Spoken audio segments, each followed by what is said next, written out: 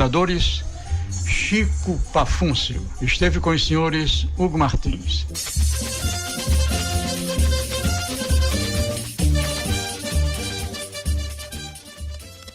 Universitária FM 99.9.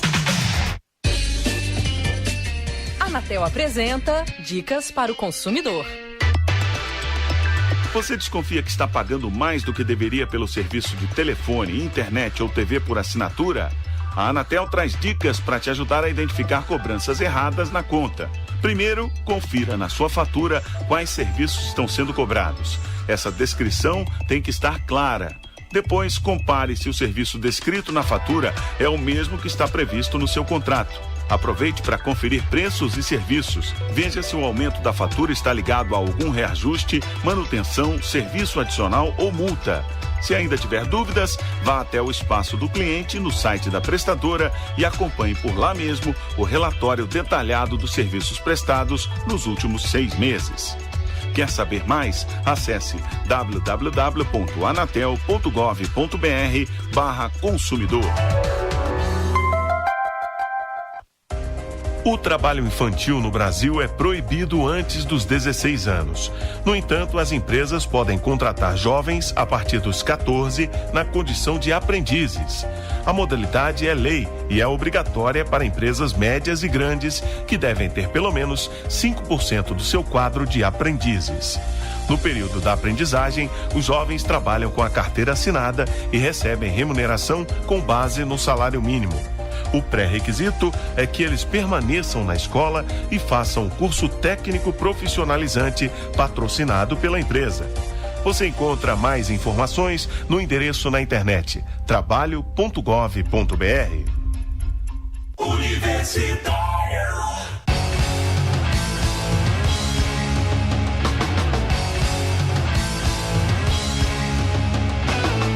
Programa Fora da Curva, jornalismo, crítica e diversidade.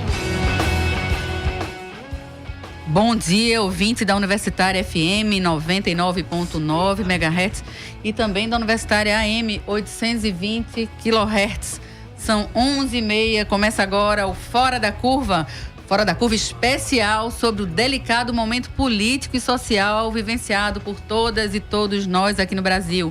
Eu sou Adriana Santana, professora de comunicação da Universidade Federal de Pernambuco.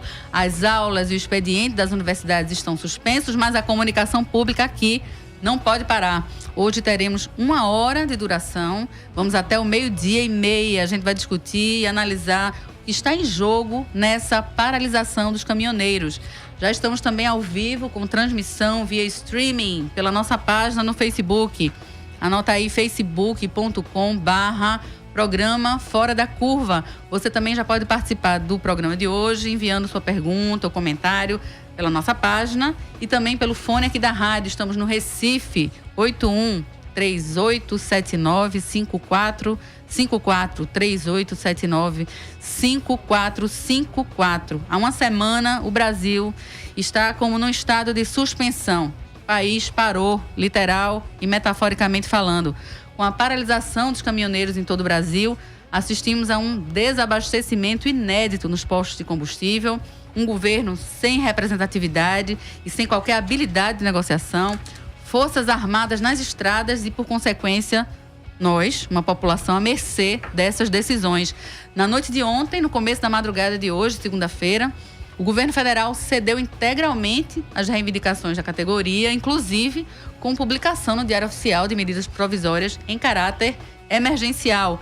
Em resumo, o governo reduz 46 centavos no litro do diesel, com a promessa de manter esse valor pelos próximos 60 dias. Também dá garantia de reajustes mensais, que serão fixos a cada 30 dias, isenção na cobrança pelo eixo suspenso em pedágio, que é quando os caminhões não estão com a carga total.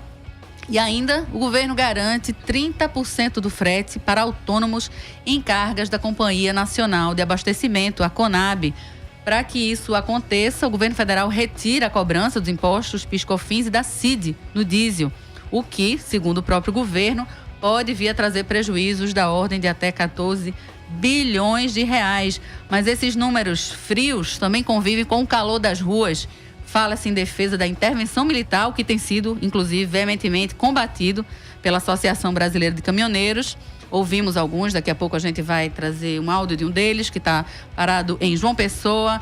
Fala-se em golpe dentro do golpe, em lockout, que é quando os patrões impedem os funcionários de trabalhar, o que seria ilegal, em desgoverno, enfim. É um momento muito delicado em que a gente precisa cada vez mais discutir e analisar o que está em jogo. Por exemplo, por que o movimento dos caminhoneiros não tem se juntado ainda à pauta dos petroleiros em defesa da nossa Petrobras?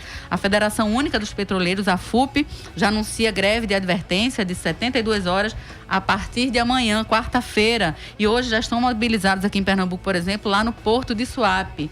A gente já está aqui no estúdio, a quem eu já agradeço bastante a presença. Hoje o estúdio está cheio, ainda bem, que a gente precisa de muitas vozes para discutir o tema. Com o coordenador do Sindicato dos Petroleiros de Pernambuco e Paraíba, Rogério Almeida. Bom dia, Rogério. Bom dia, Adriano. Bom dia a todos os ouvintes.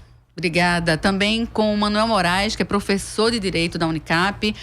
Manuel coordena a cátedra Dom Helder Câmara de Direitos Humanos. Bom dia. Muito bom dia, Manuel. Bom dia, Inácio. Bom dia, Ana. Bom dia, Paulo. Bom dia a todos os ouvintes. Também aqui conosco Pedro Lapa, economista, cientista político. Muito bom dia, Pedro. Bom dia, Adriana. Aqui comigo na bancada, o jornalista Inácio França, da Marco Zero Conteúdo, nosso parceiro do Fora da Curva. Bom dia, ouvintes. Bom dia, gente. Uma honra estar aqui de novo aqui na bancada do Fora da Curva. Honra é nossa. E também conosco aqui no estúdio, as professoras, minhas colegas Ana Veloso e Paula Reis na produção e Marco da Lata na técnica. Bom dia, gente. Vamos embora. Eu queria começar com o Rogério. Rogério, a gente precisa... Por que a gente precisa entender o que é que está se passando com a Petrobras agora? Por que esse é um dos momentos mais importantes para a gente colocar o processo, por exemplo, de tentativa de privatizar a Petrobras? Isso tem que entrar na agenda pública agora. A Petrobras, já há bastante tempo, desde que o governo golpista do Temer assumiu, que vem sendo atacada. E para começar esses ataques, ele nomeou aí um general, que é o Pedro Parente, o famoso ministro do apagão, que já deu um apagão lá atrás nas nossas... Governo Fernando Henrique? Na área energética, né, de energia elétrica. E agora tivemos um novo apagão aí na parte dos combustíveis, que também foi provocado por ele. Eu vou explicar por quê, para entender melhor a sociedade, o que é que está acontecendo. Tudo isso que a gente está passando relativo à alta dos preços de combustíveis, do gás de cozinha, do diesel, da gasolina, isso tem a ver com a política adotada pela Petrobras já desde o início do governo golpista do Temer. O que é que ele fez? Ele atrelou o preço do combustível, de todos os combustíveis, ao barril de petróleo, ao mercado internacional. Então, toda vez que tem variação cambial no dólar e também tem aumento no barril de petróleo, afeta diretamente os nossos combustíveis. No início, o que aconteceu, quando aconteceu isso inicialmente, o barril de petróleo não estava tão alto. Ele estava ali na faixa dos $30, mais ou menos. Então não sentiu tanto essa alta. Só que percebe-se aí que já existiu mais de 200 aumentos de combustível. Tem um pouquinho, aumenta 6 vezes, aí diminui uma, porque é acompanhando a variação. E nós, petroleiros e os estudiosos que estão nessa área do petróleo, sabem que o barril de petróleo só tende a subir agora. Diante dos conflitos externos que estão tendo no mercado internacional, lá no Oriente Médio, teve as variações climáticas aí no início do ano. Então, tudo isso prejudica e aumenta o preço do barril de petróleo. E junto está indo a gasolina, o diesel e o gás de cozinha, que é o principal dentro da sociedade, porque afeta diretamente as camadas menos favorecidas que dependem do gás de cozinha. Então, esse ataque à Petrobras, como disse, vem sendo construído. E nesse momento ele estoura assim com esse movimento grevista dos caminhoneiros, tá? E nós petroleiros já temos aprovado desde o dia 10 de maio, através de assembleia, uma greve também, baseado neste momento que a Petrobras está vivendo, que é essa alta de preços relativo a ser atrelado ao preço do mercado internacional e, consequentemente, isso está sendo construído dentro da Petrobras pelo Pedro Parente em um sistema de privatização. Ele quer cada vez mais que seja refinado o petróleo aqui no país, está diminuindo as cargas das refinarias, a cerca aí a média de 70%, e está deixando que as empresas estrangeiras venham para aqui para o país importar esse combustível mais caro, lá de fora, para vender à população brasileira nesses altos preços. E com isso, quem lucra é o capital estrangeiro e a população brasileira é prejudicada. Por isso o desmonte das refinarias, né? Por isso o desmonte da refinaria, e ele está querendo vender 2 refinarias aqui no Nordeste, que é a refinaria Abreu Lima, que é a nossa refinaria de Pernambuco, que está produzindo constantemente aí diesel de ótima qualidade. Nós somos responsáveis por 30% da produção de diesel nacional. Também quer vender junto nesse pacote o terminal aquaviário da Transpetro, a refinaria da Bahia, junto com mais 4 terminais aquaviários, ou seja, ele vai tomar conta do Nordeste. Para deixar a gente dependente. Isso.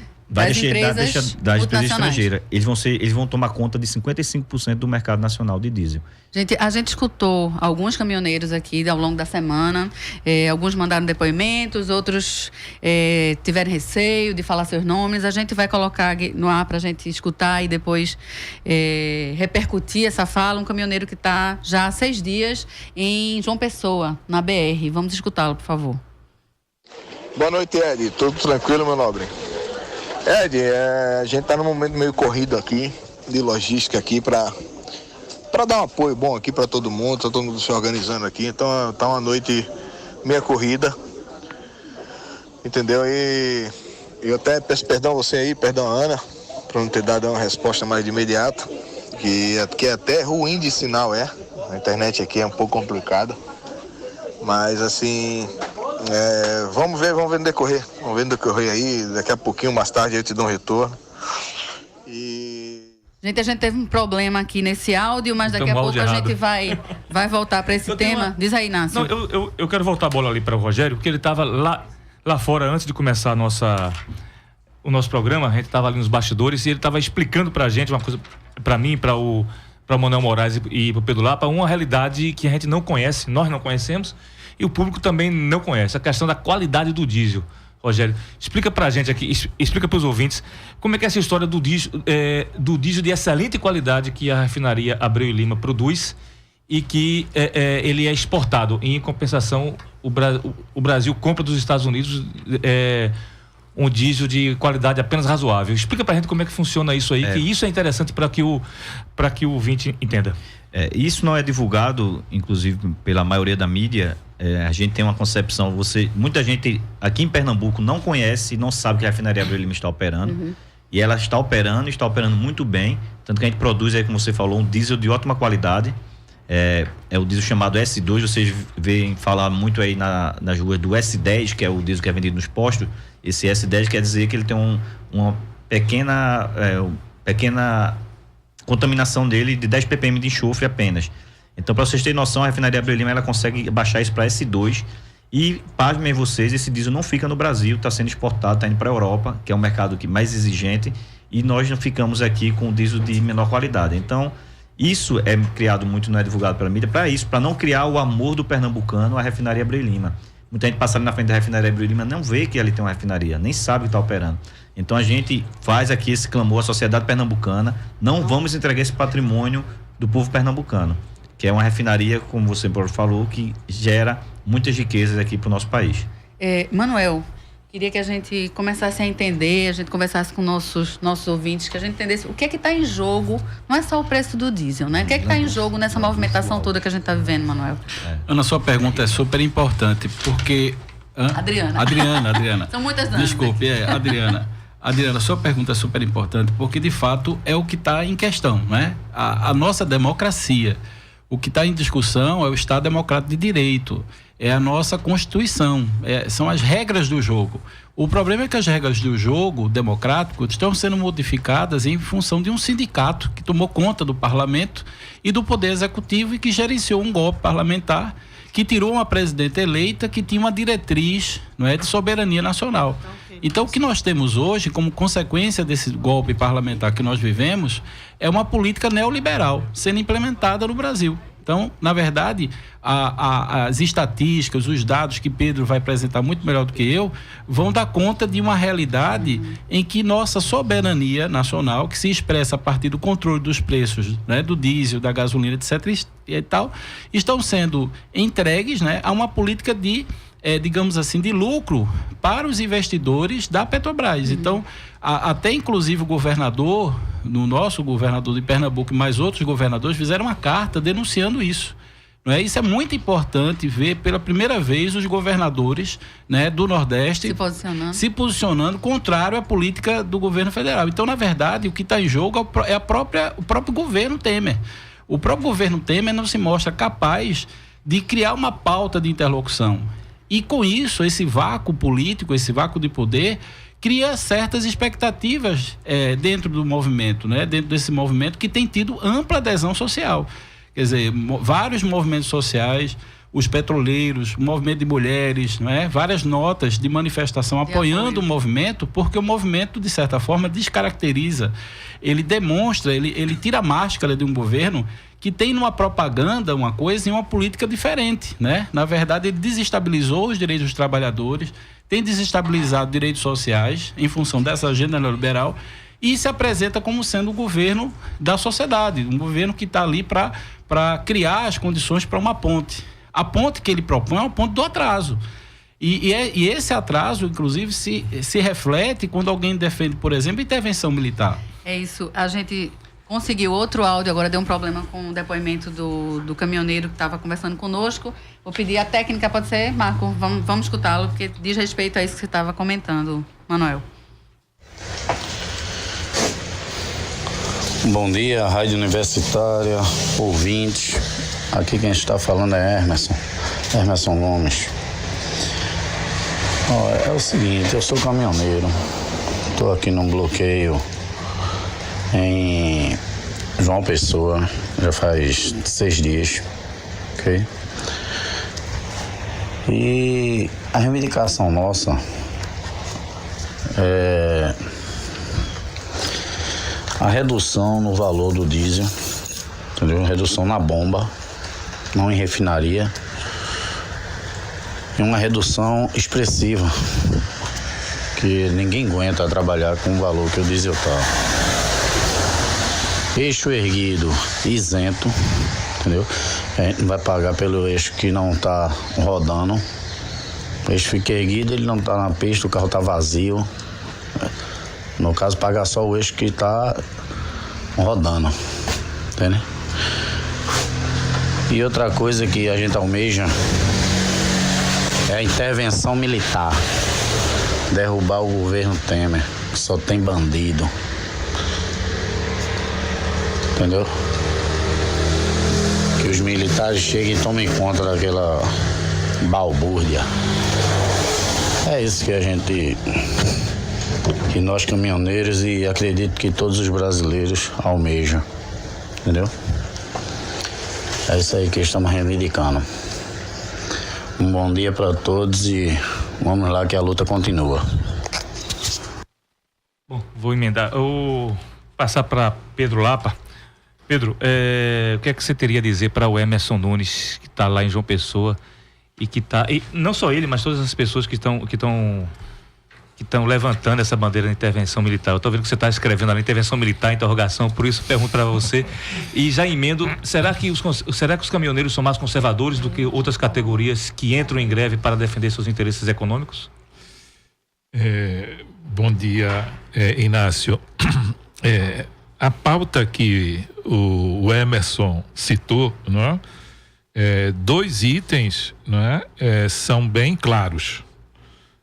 A redução do preço na bomba, o que revela que ele sabe que pode ter um preço na bomba e um preço na Petrobras, e o eixo suspenso, que na verdade já foi negociado desde 2013, não é? Então o governo está atrasadíssimo. Então eu acho que os caminhoneiros estão cobertos de razão. Não aguenta R$4 por litro do diesel, não é? E não tem sentido pagar pelo que não usa, não é? Então, parabéns aos caminhoneiros de levantar essas questões. Eu concordo com ele com a desilusão, não é, com esse governo, não é? O presidente, não é, que foi pego com a mala, não é? E o conjunto dos seus ministros, não é, implicados até o pescoço, mas por alguma razão poupados pela justiça, não é? Então eu acho que ele, como uma boa parte dos brasileiros, não é, querem fora Temer, não é? Eu só acho que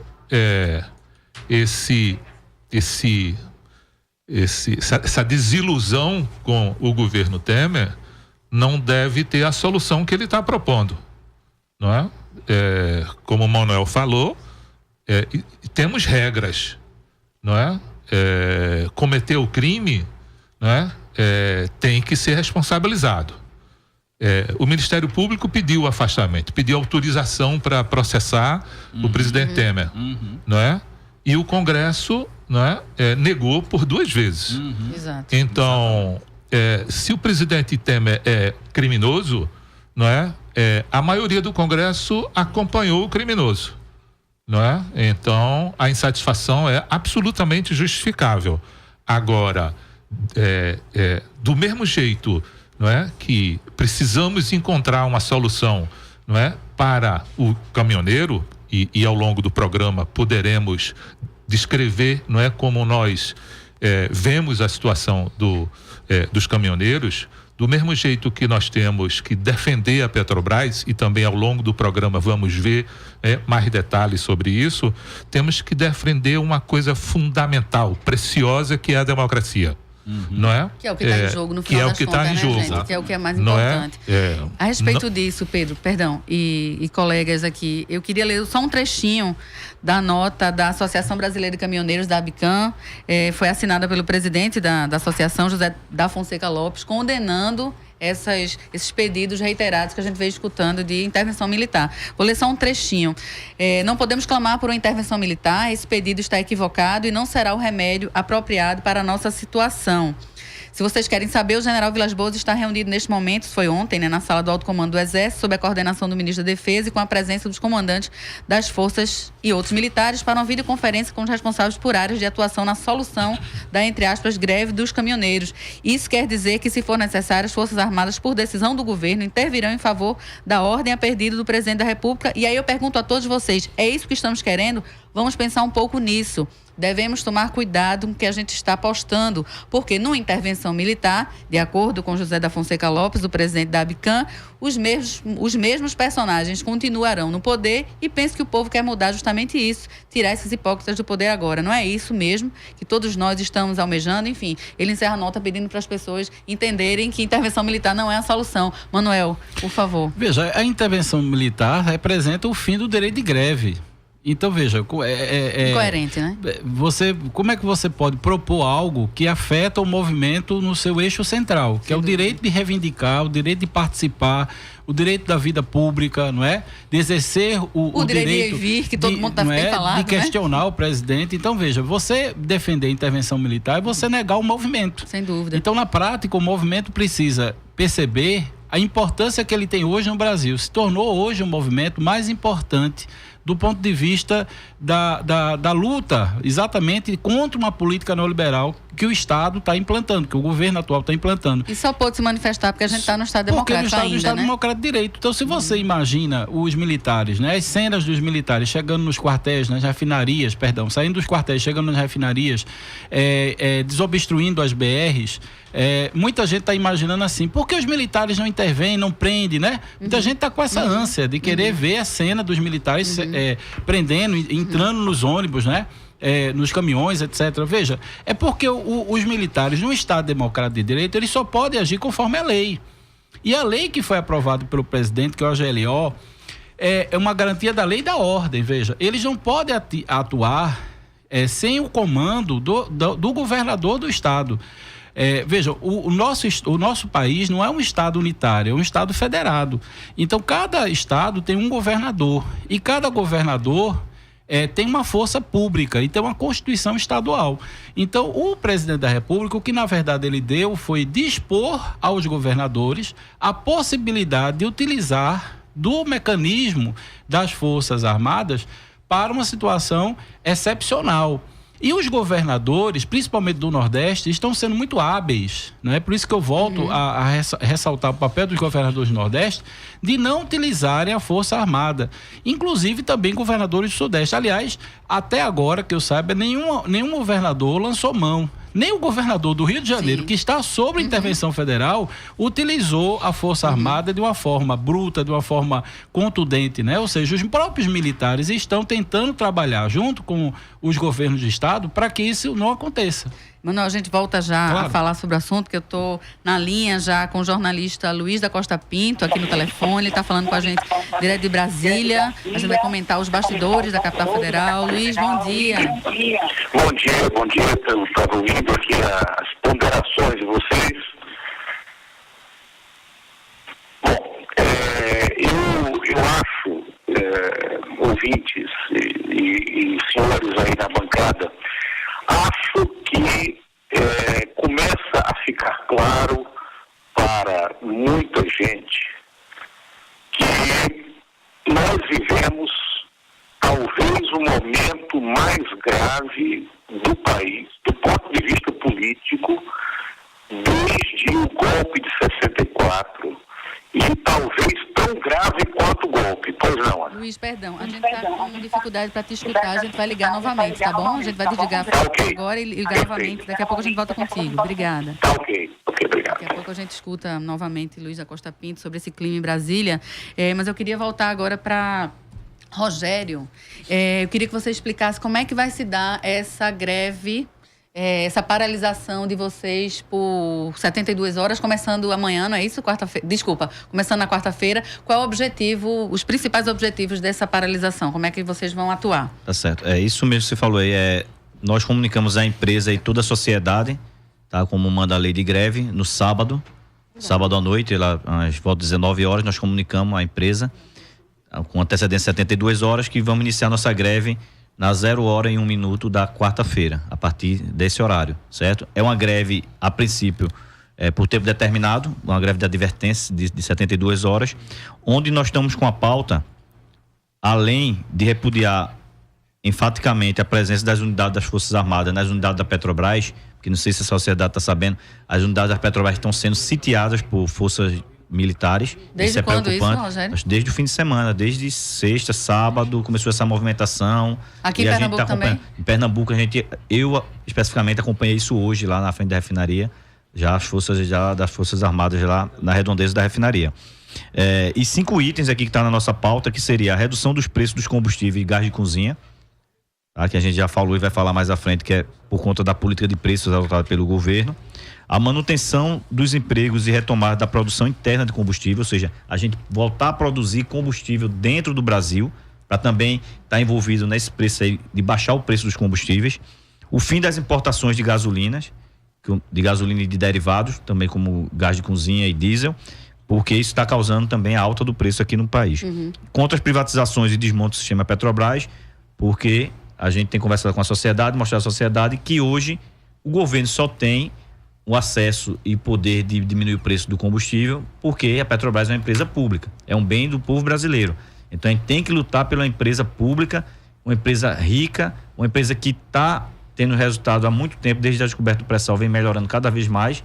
Então a gente tem que manter essa empresa pública, que é um patrimônio brasileiro, e não entregar para empresa estrangeira. E o quinto e último item, e o mais importante, vemos assim nesse contexto, porque ele está influenciando todos os outros itens, que é a demissão do presidente da Petrobras atual, Pedro Parente, com sua política de acompanhar preços internacionais. Então, a categoria petroleira está preparada, vai ser forte, vai ser uma greve nacional, vai ter aqui na refinaria Abreu Lima, na Transpetro aqui de Suape, da de Cabedelo, e em todo o país, inclusive as plataformas também aprovaram greve, ou seja, então são as refinarias, as plataformas, os campos terrestres, geral.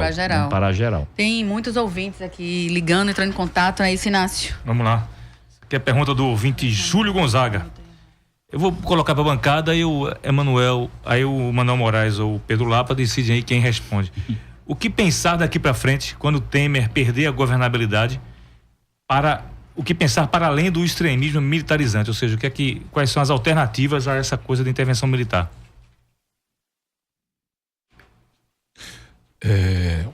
Eu entendo que a greve ela organiza, ela não desorganiza. Estamos encontrando um elemento que une os brasileiros, não é? Que é a defesa da Petrobras e a defesa do pré-sal, não é? O que significa a defesa dos interesses do Brasil e do povo brasileiro hoje e para o futuro. Em nome disso, é absolutamente normal, não é? Que encontremos uma medida de força, não é? Que afaste quem deva ser afastado, não é? E assuma aqueles, não é? Que a legislação prevê. Então, se esse moço, não é? O senhor Temer, não é? Se esse moço, o seu parente, não reúne condições de ocupar esses cargos, que sejam afastados e que tenham brasileiros, não é? Conforme previsto na Constituição, que assumem, não é? O controle, não é? Do país e o controle da Petrobras. Então, intervenção no sentido de tirar quem não pode ficar no lugar. Essa é a minha visão. Gente, a gente já está com o Luiz da Costa Pinto de Brasília novamente ao telefone. Acho que a gente conseguiu agora. Luiz, eu não sei como é que você está ouvindo aí. Luiz, nos escuta? Oi, tudo bem? Estou no ar. Como é que está aí a recepção da ligação? Está muito ruim, Luiz. A gente não está conseguindo, infelizmente. Lula, tu estás com azar, Lula. Lula, a gente vai tentar outro telefone. A produção está entrando em contato contigo para pegar outro número, de outro aparelho. Tá bom. Ótimo, tá, obrigado. Tá, até logo. A gente ainda tenta. Temos ainda bastante programa. Tem meia hora ainda, a gente ainda consegue entrar com Lula. Chegou outra pergunta aqui, gente, de ouvinte. Ed Júnior. Pergunta para o professor Manuel. Com esse apoio dos caminhoneiros à intervenção militar, né? Como a gente escutou há pouco um dos nossos ouvintes. Isso poderia ser usado por candidatos de direita, por exemplo, a seu favor? Eu acredito que há uma disputa do movimento e não há uma posição homogênea, porque o movimento é heterogêneo. Então, como eu dizia a você, há setores, digamos assim, atos isolados, manifestações isoladas, e a gente acabou de ler uma nota de uma organização que está comandando a greve dizendo que é contra a intervenção militar. Eu acredito que são mais resquícios de uma expectativa que os militares criaram na sociedade, uma narrativa que foi criada na sociedade de que a ditadura militar fortaleceu, vejam só, a soberania nacional. Então, na verdade, é um desconhecimento do que foi a ditadura militar. A ditadura militar foi um golpe internacional que tinha como pano de fundo o petróleo brasileiro e que tem como consequência um processo de retrocesso em vários direitos fundamentais, não é? Eu queria apresentar aos ouvintes a informação que o Manuel fala isso, não só porque ele é professor, obviamente, do curso de Direito, mas Manuel também participou, coordenou aqui a comissão estadual pela verdade, foi parte da comissão. O coordenador foi o Dr. Fernando Coelho. Pronto. Fez parte dessa comissão, então realmente entrevistou pessoas, reviveu esses momentos, então claro, tem propriedade para estar falando isso. Nós estamos falando de um estado de exceção. Ditadura militar significa as pessoas não terem direito de ir e vir. Veja, foi negado o direito de habeas corpus. Os advogados não puderam municiar-se através do habeas corpus de direitos fundamentais, de garantir aos seus clientes, às pessoas que estavam presos por atos políticos de exceção, garantias que permitem com que a pessoa tenha ampla defesa, direito ao contraditório. Então, como eu digo, quem defende a intervenção militar em uma greve é porque na prática não está entendendo porque isso foi resultado dessa transição. A nossa transição nunca foi reveladora do que aconteceu na ditadura. A nossa lei da anistia produziu várias violações de direitos humanos e olha o dano cultural disso, porque as pessoas até hoje têm desaparecidos políticos que não foram entregues aos seus familiares os restos mortais, quer dizer, então imagina o que significa uma intervenção militar, o dano que isso ocorre. Crime de lesa humanidade, crime de lesa humanidade que nunca foi investigado. Então, quando militares vêm falar de impunidade, não é? Inclusive no dia, aqui pouco, houve um programa muito bom, por sinal, do Fora da Curva, na véspera, né, da decisão do habeas corpus, eu entrei ao vivo, eu chamava a atenção disso. Ora, não podem ser os militares que queiram cobrar do executivo atual questões como a impunidade, né? Porque eles nunca foram punidos, nunca foram responsabilizados. Nunca e a prova reconheceram, né? Nunca reconheceram os crimes que praticaram. E por isso que ainda surge na sociedade, em situações de limite, essa necessidade de imaginar uma ditadura. Mas na movimento, eu acho que a grande parte do movimento não defende isso, porque está em greve. E como disse Pedro, eu concordo plenamente, a greve não é uma desorganização, a greve é um direito universal que estabelece a partir dela uma outra composição na sociedade. Que no estado de exceção não pode existir, né? Não pode existir. E o governo Temer não tem condições de lidar com ela, porque não é um governo democrático, nem democrático no sentido do seu projeto, que é neoliberal, e nem é democrático porque não foi eleito para essa finalidade de gerenciar o país. Gente, pela terceira vez agora a gente vai pedir poder pedir música agora com o Luiz. Luiz Costa Pinto agora, nos escuta. Eu escuto perfeitamente, né? Como é que tá aí a recepção? Tá bem? Melhorou um pouquinho. Acho que dá pra gente conversar. Vamos embora, Luiz. Tá bom. Diga aí. Vamos lá. Bom, eu estava falando que o que eu acho é que vivemos hoje um momento, talvez o momento da política nacional mais grave desde 64. Não consegui traçar parâmetro, né, do nosso processo de redemocratização de um momento tão grave quanto esse que a gente vive. Porque há uma crise, sim, de legitimidade, de autoridade, e essa crise tem seu centro dentro do Palácio do Planalto. A gente não teve, até hoje, na história da República, um momento em que estivesse tão frágil a linha de comando exercida a partir do Palácio do Planalto. E isso nasce quando?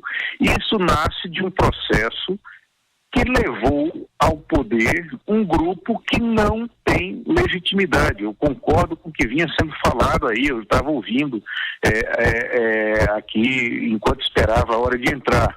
E eu não vejo hoje parâmetro do que se fala, que o Brasil caminha para ser uma Venezuela. Não.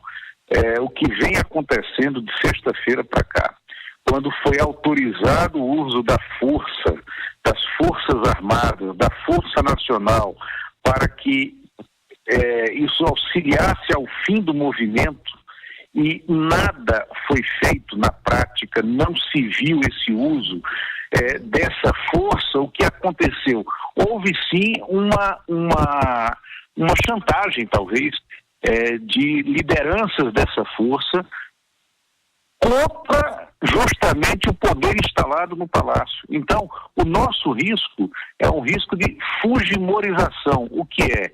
O que é a fujimorização? É o poder fraco instalado no Palácio, como existia com o Fujimori no Peru, e o autogolpe, aonde ele foi buscar em uma parte das Forças Armadas, né, essa força para seguir exercendo o poder. Né? Não é desnecessário lembrar que o Fujimori está, nesse momento, eventualmente fora da cadeia, mas esteve preso e está condenado por diversos atos, né, de desrespeito à Constituição e também de roubo, de corrupção no Peru. Né? Nós, hoje, precisamos compreender que não há saída fora da política, que não há saída fora de um novo pacto dentro que surja da sociedade, dos atores sociais envolvidos, mas que passe por uma postura que tenha o Congresso, porque o Congresso é o poder hoje que tem maior legitimidade até do que a presidência da República, por todo o processo que nós vivemos nos últimos 2 anos no país, e esse protagonismo do Congresso e do poder político, é necessário, é fundamental que ele se sobressaia nesse momento. Ou a gente pode passar de uma situação de alerta amarelo para alerta vermelho, né, no risco de uma ruptura institucional. Lula, Inácio, tudo bem? Inácio, tudo bem? Olha, rapaz, diga uma coisa, ontem foi sábado, o Renan Calheiros falou que ou o Temer tirava o Pedro Parente da Petrobras ou caía. Mas me dá a impressão que é mais fácil o Temer cair do que o Pedro Parente cair. Qual é o papel exatamente do Pedro Parente nesse processo à frente da Petrobras? E só me permitindo uma pergunta anexa, eu queria que você comentasse, Lula, na verdade, você falou que a solução pode estar no Congresso, né, que tem essa legitimidade. Agora, que Congresso, hein? A gente está na mão desse povo, vai funcionar. Lula. Isso, estou ouvindo. Bom, primeiro, vamos começar pelo fim.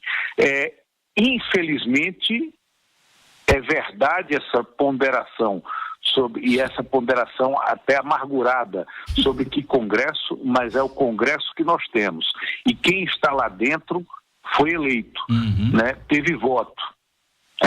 Então, ele tem essa legitimidade institucional. E eu até espero que, traindo as convicções do Ulisses Guimarães, que dizia, brincando, que você acha ruim o Congresso que temos, espere o próximo, porque vai ser pior. Eu acho que o próximo vai ser melhor, né? Quebrando essa corrente de piora do Congresso. Eu acho que o próximo Congresso será melhor que esse. E antes um Congresso que nenhum, né? Exatamente. Agora, em relação à pergunta do Inácio sobre o Pedro Parente, qual o papel que ele tem, se ele é mais forte ou não que o presidente da República, primeiro, eu fiquei realmente surpreso e chocado quando eu vi o senador Cássio Cunha Lima, na quinta-feira da semana passada, quando parecia que os poderes estavam em paralisia catatônica aqui em Brasília, o Cássio criticando duramente o Pedro Parente, que é um quadro técnico formado pelo PSDB e pelos governos do PSDB, independente de qualquer análise do plano da competência ou da competência momentânea do Pedro Parente no exercício da presidência da República. Mas o Pedro Parente é um homem público, de espírito público, e é uma pessoa que já teve serviços relevantes prestados ao país enquanto esteve no Palácio do Planalto, enquanto esteve em Brasília. Agora, ele é também a derrota da visão de que a tecnocracia tem que prevalecer ante uma visão mais social das questões nacionais num país da dimensão e da divisão do Brasil.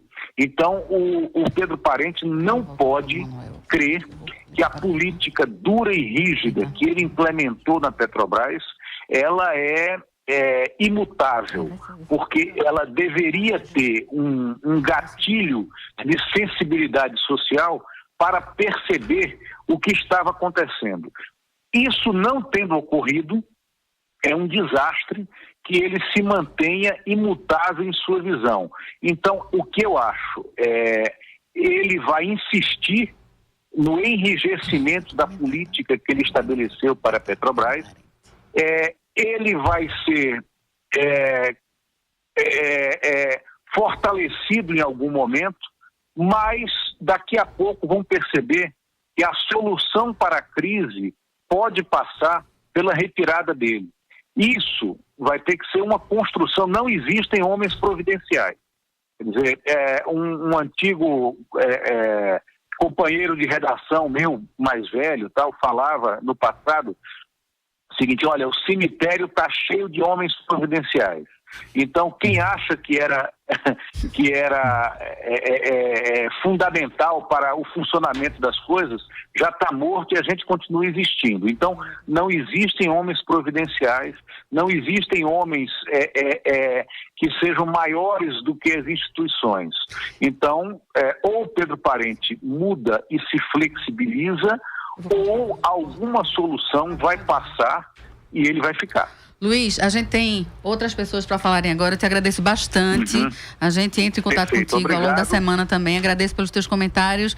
Muito obrigada. Bom dia. A gente falou com o Luiz da Costa Pinto de Brasília. Obrigado de vocês. Sempre às ordens. Obrigado. Até logo vocês aí no estúdio. Valeu, a gente que agradece.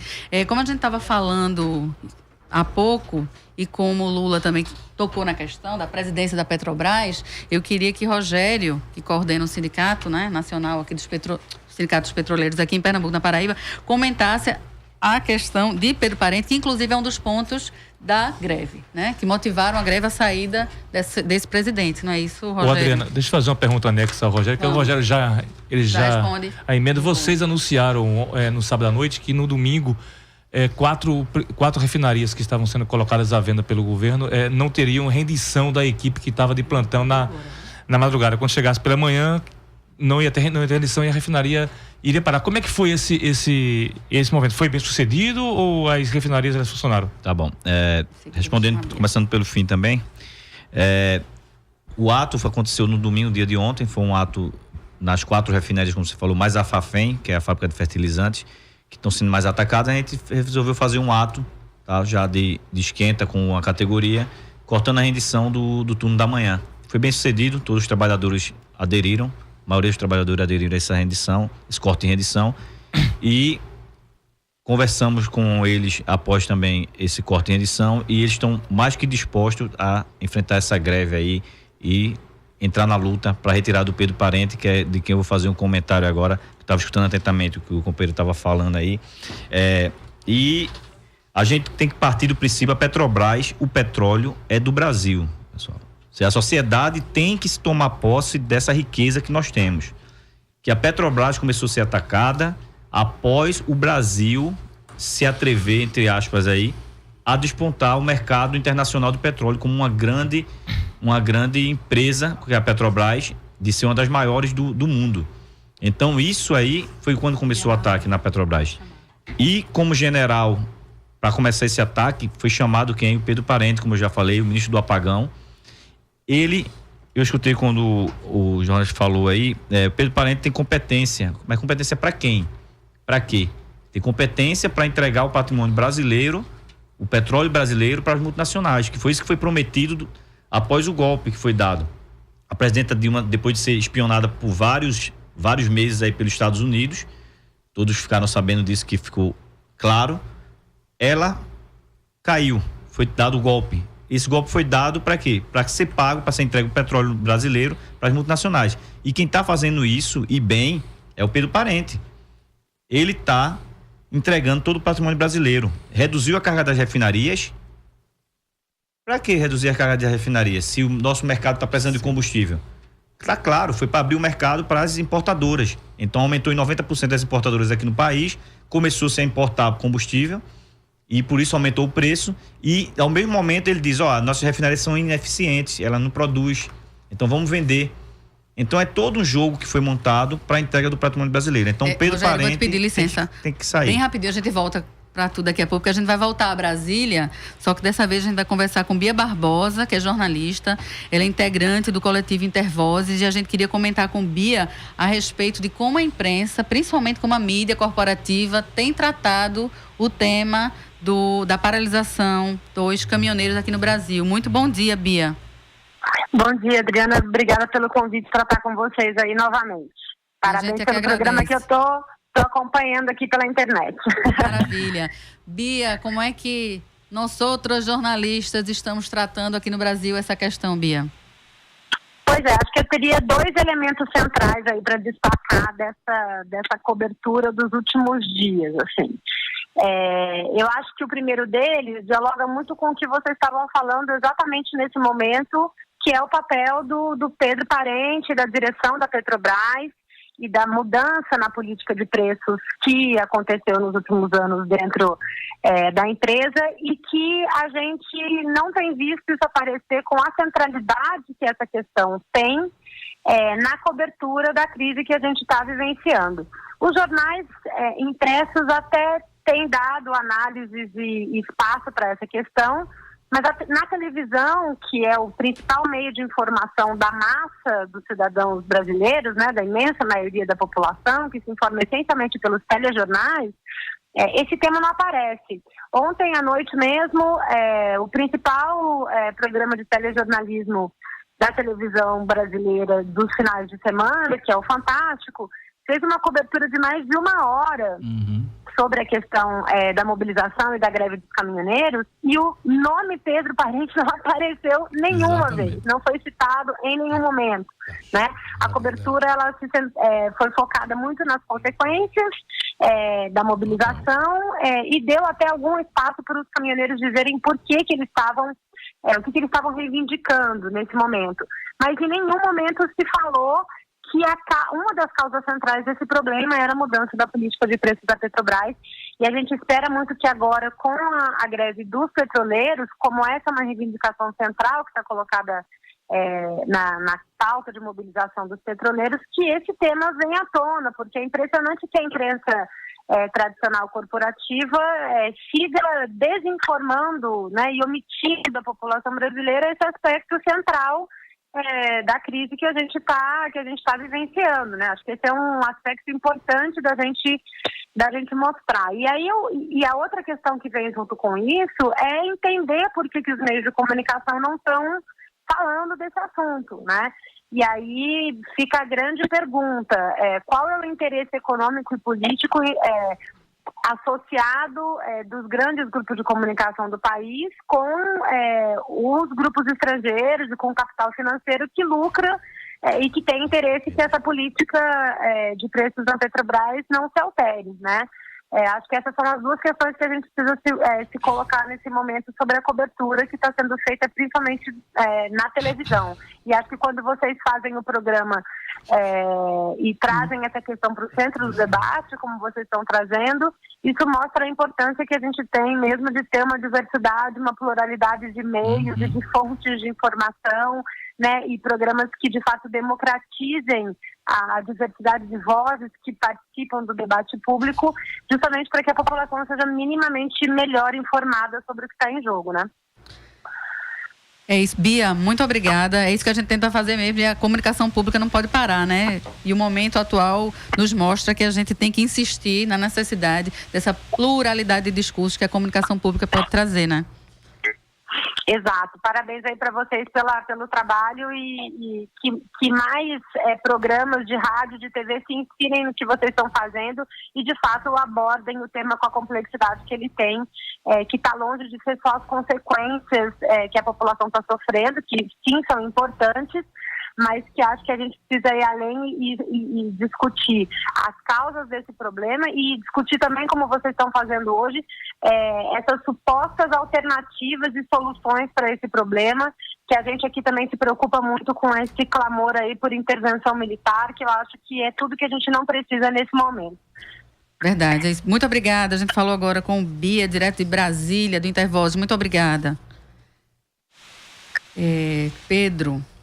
Ficou no ar a pergunta aqui de Bia, que é uma pergunta de todos nós e que nos motiva a fazer o programa de hoje. Quais são os interesses políticos e econômicos que estão em jogo com essa paralisação, agora com a entrada dos petroleiros nesse movimento pelo Brasil, né?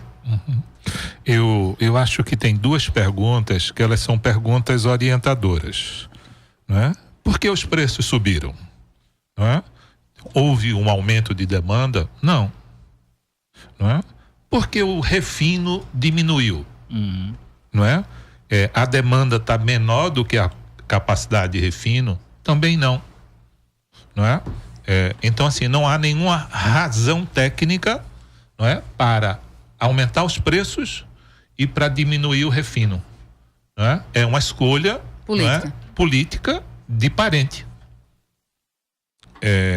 Quais são os dados que o DIEESE nos ofereceu, não é, em recente nota técnica, relativos a abril de 2018. Então são dados, não é, são os mais recentes. Quanto o Brasil, não é, extraiu em abril, não é, de óleo cru? 2,6 milhões de barris. Qual é a capacidade instalada nas refinarias brasileiras? 2,5 milhões de barris dia. Então, o Brasil é autossuficiente, não é, em derivados de petróleo, não é? O que é que seu Pedro Parente fez? Ele destruiu essa autossuficiência. Como? Não é? Qual foi o refino realizado em abril? 1,6. Embora tenha uma capacidade de 2,5, ele só refinou 1,6. E qual é o consumo, não é? Qual foi o consumo brasileiro, não é, em abril? Foi 2,2. Então, refinou 1,6 e consumiu 2,2. Onde é que ele foi achar essa diferença? Importou, não é? Exportou óleo cru, não é? Que deixou de ser processado nas nossas refinarias, e importou derivados. Com isso, ele criou um déficit, não é? É um déficit criado, não é? E com isso ele criou uma dependência externa que nós não tínhamos, não é? Nem precisaríamos ter. Nem precisaríamos ter, não é? Por exemplo, o dado da gasolina, não é? Que pouco importávamos, não é? Hoje já estamos importando 70% do nosso consumo. De onde é que vem diesel? De onde é que vem gasolina? De onde é que vem o gás? O gás nem tanto, não é? Isso está tudo vindo dos Estados Unidos, não é? E ao contrário do que foi dito, não é, pelo companheiro, não é? Pedro Parente não parece uma pessoa respeitável, porque ele, não é, a ética dele está sendo colocada em dúvida em várias operações. A antecipação de um pagamento devido daqui a 5 anos, ele antecipou no valor de 2 bilhões, não é? Uhum. Há também, não é, denúncias no sentido de que o maior importador, não é, desses combustíveis dos Estados Unidos é a Bunge, onde ele trabalhou.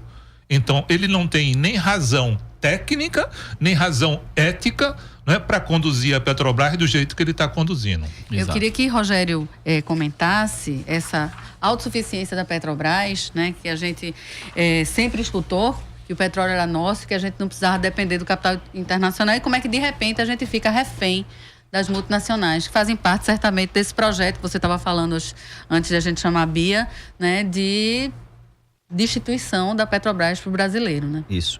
Faz tempo que a gente, desde a época da descoberta do pré-sal e ao longo das suas produções que foram aumentando, nós ficamos autossuficientes em petróleo, em produção de petróleo, ou seja, queria dizer que a quantidade de petróleo que a gente produzia equivalia com o nosso consumo aqui de petróleo. Só que a gente tinha um problema ainda, que era a autossuficiência nos derivados, principalmente no diesel. Uhum. Que é o que a gente está importando mais isso, agora. Mas isso era lá atrás. Com a construção da refinaria, que hoje, como eu já falei aqui, a refinaria Abril é responsável por 30% do mercado de diesel, nós começamos a passar a ficar autossuficiente em diesel e nos demais derivados.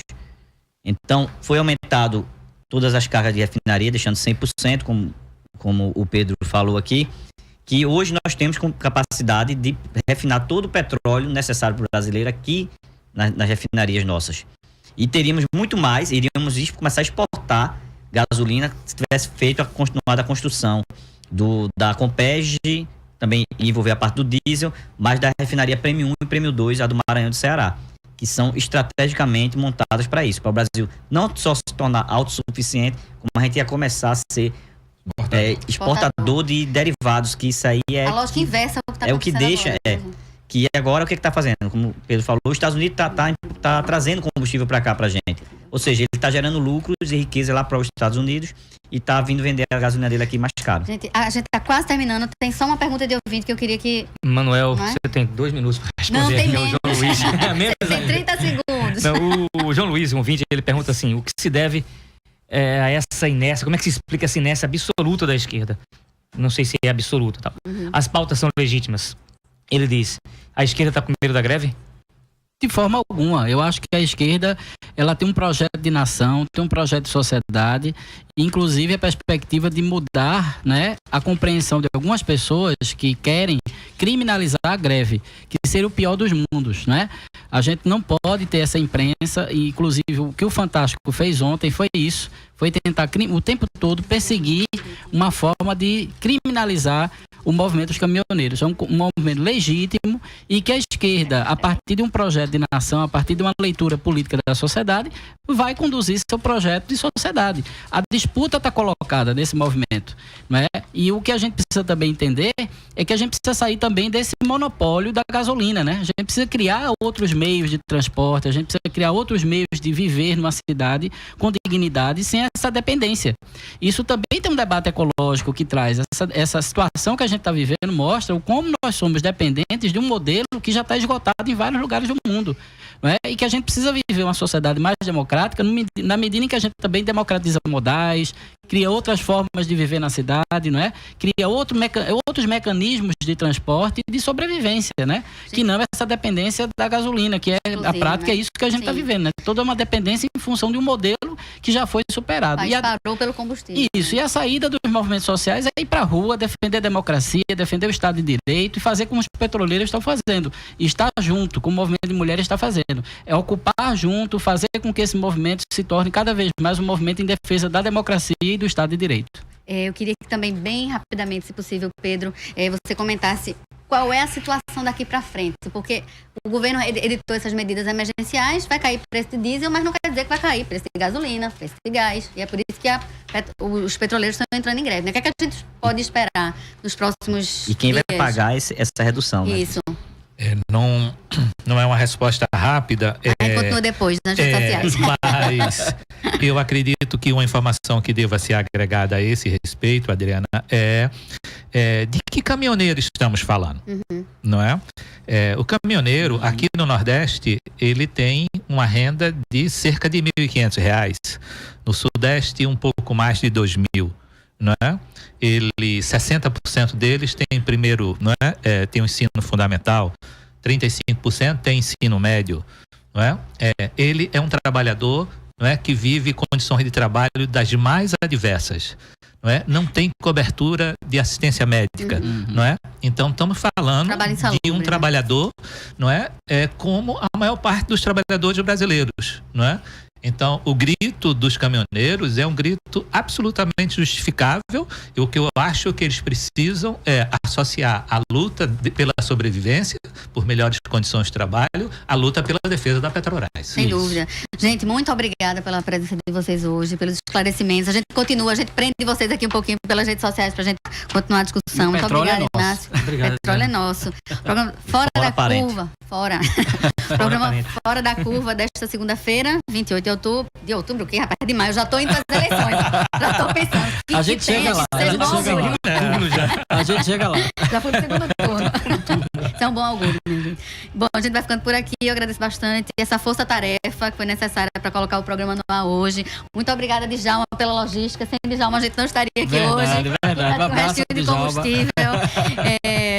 Agradeço a você, Mana Moraes, a Pedro Lapa, agradeço a Rogério, Lula Costa Pinto, Bia, todo o pessoal da Rádio Universitária, com destaque aqui para Marco Dalato, que colocou o programa no ar, Geraldo. Tem um pessoal dos petroleiros também. Teu nome? José Sinésio, muito obrigada. Foi quase produtor da gente aqui também. Bom, a equipe de hoje foi formada por mim, Adriana Santana, pelas minhas colegas Ana Veloso, Paula Reis. Produção também de Ed Rodrigues. Queria agradecer bastante a Ana Lídia e Ilana Guiar, alunas da RTVI. Nas redes sociais a gente teve Nath Sonati e Vitor Aguiar, de casa hoje, na técnica, nosso amigo Marco Antônio. Amanhã você fica com a apresentação de Manina Guiar. Vai ter programa, não tem combustível, mas tem programa. Apresentação da nossa querida Manina Guiar, com produção da professora Ana Veloso, com o tema associadíssimo ao tema de hoje, a quem interessa o caos no Brasil. Fora da Curva de hoje. Oi, Manuel. Só lembrando, o pessoal do DCE, da Católica e do DA da Católica repercutiu, né, nas redes sociais do Movimento Estudantil todo esse programa. Então, um abraço para Otto e todo o DCE da Católica e do Viva DA. Os nossos estudantes. Isso. Fora da Curva de hoje já vai ser reprisado já, às 9 da noite. Para quem perdeu, já está disponível no facebook.com/programa Fora da Curva e também no nosso canal do YouTube. Uma última notícia. Muita gente pede a gente que seja neutro, né? E a neutralidade às vezes só é possível a gente achar no shampoo, no sabonete, né? O Fora da Curva tem um jornalismo posicionado. Isso. E a gente se posiciona pela democracia contra a intervenção militar de qualquer espécie. Aqui não passarão não, viu? Boa tarde, boa semana. Boa tarde. Boa tarde a todos.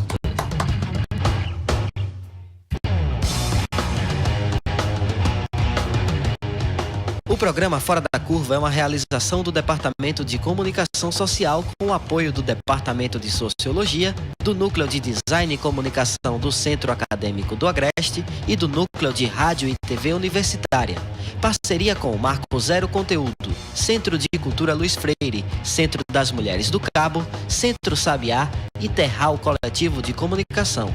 Esse programa fica disponível nas nossas redes sociais, na nossa página do Facebook, no canal do YouTube e no Mixcloud. A música tema do nosso programa foi composta pela banda Diablo Motor. Programa Fora da Curva. A gente fala o que a maioria cala.